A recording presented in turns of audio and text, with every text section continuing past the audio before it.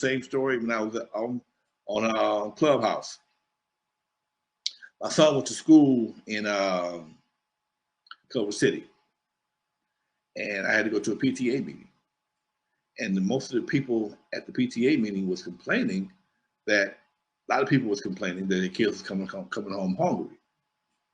Well, you have Indian kids that don't eat beef, Jewish kids that don't eat pork. So if you got pizza with pepperoni, they're not eating that. And kids was coming home hungry. They was following the standards of the parents, and those standards were set at the house. And they're not kids just because they need a pad. That don't mean they're gonna break the parents' standards. They're gonna do whatever they were taught to do in their house. We never had that problem. Our kids, whatever's on the menu, we're going for it. Pork, beef, whatever. Hey man, everybody to each his own. But I just saw how there was a line that no matter what the school was on the menu, if it ain't something I can eat at home, I'm not eating it here.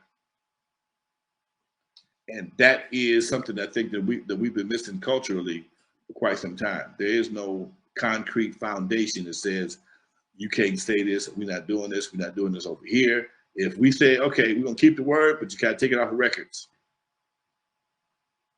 Man. Huh? No, that's so true. Keep it going. If you want to keep the word, we gotta take it out. You can't say the mixed company. You cannot. You can't, hey man. Thank you. I've been saying that forever, man. It's the same word as the B word with women. Women call each other the B's all day long.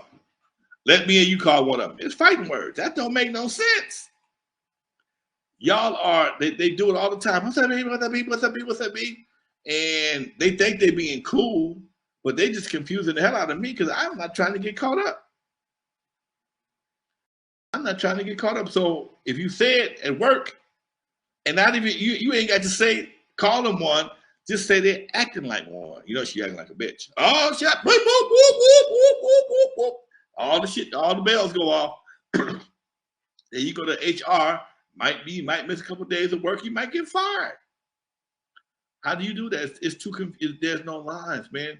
It's like trying to multiply letters. How do you multiply letters? How do you multiply letters? You have to have something that you can stand on.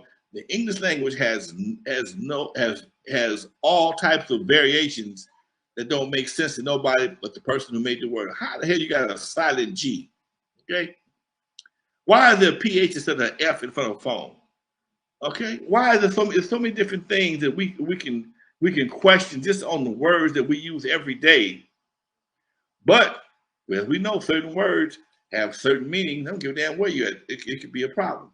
And we have to find some way to curtail that and make it make sense to everybody, man, because it would help. One thing about numbers don't flat. It ain't no such thing as a silent zero. Yeah.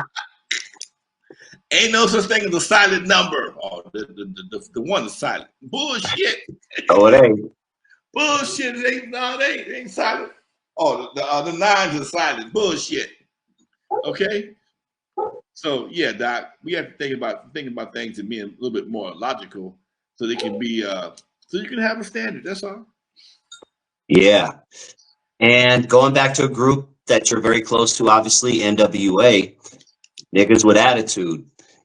There is a derogatory word for Jewish people. It rhymes with bike.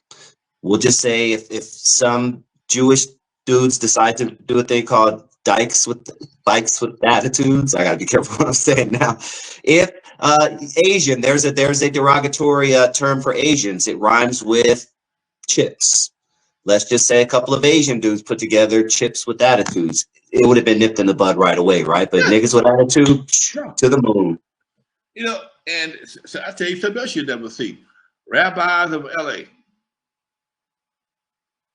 When I saw pastors of LA, man, I was so disappointed. I told my pastor, the brother that I go church I go to, if I ever see you on Pastors of LA, I'll never come back to your church again. I told him, dude, nah, man, we not turning pastors of. Come on, man. That goes to show you that how disrespectful people think of how we allow ourselves to get disrespected. somebody waved a check in the faces of some prominent people.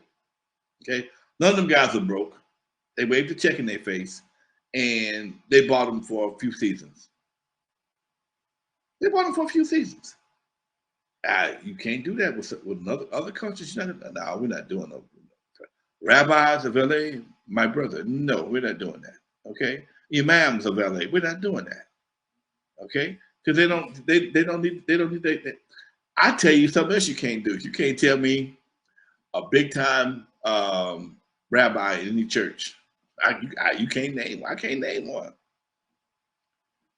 Huh? Your mic is off. No, you're right. I'm disagreeing with you. You're so right. I can't name. I know all the big time preachers, whether you Creflo Dollar and one just passed out in this church. And you know what else you're not going to see, Lonzo? You're not going to see rabbis selling holy water at 3 o'clock in the morning on JET, not BET, JET. You know what I mean? You're not going to do that. Okay? You're not going to do that. So I'm not saying what's right or wrong, but I tell you what, it's more respectable. I'm not saying with how they run their game, how they run their business, how they run their religion. It's not about being right or wrong. It's just more respectable.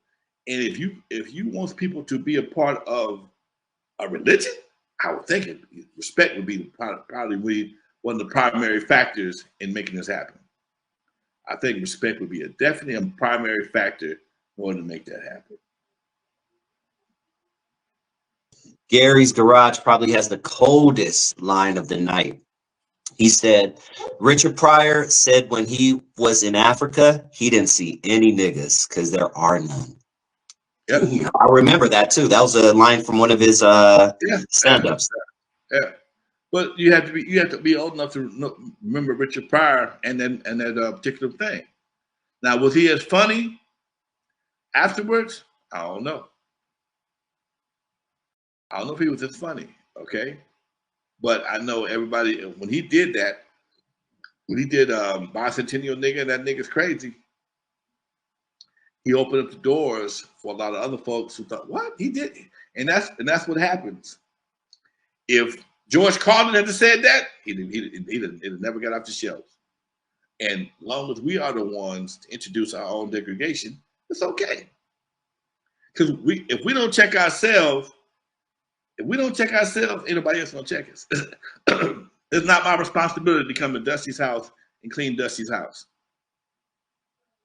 And that's how people look at things like that. If you cool with your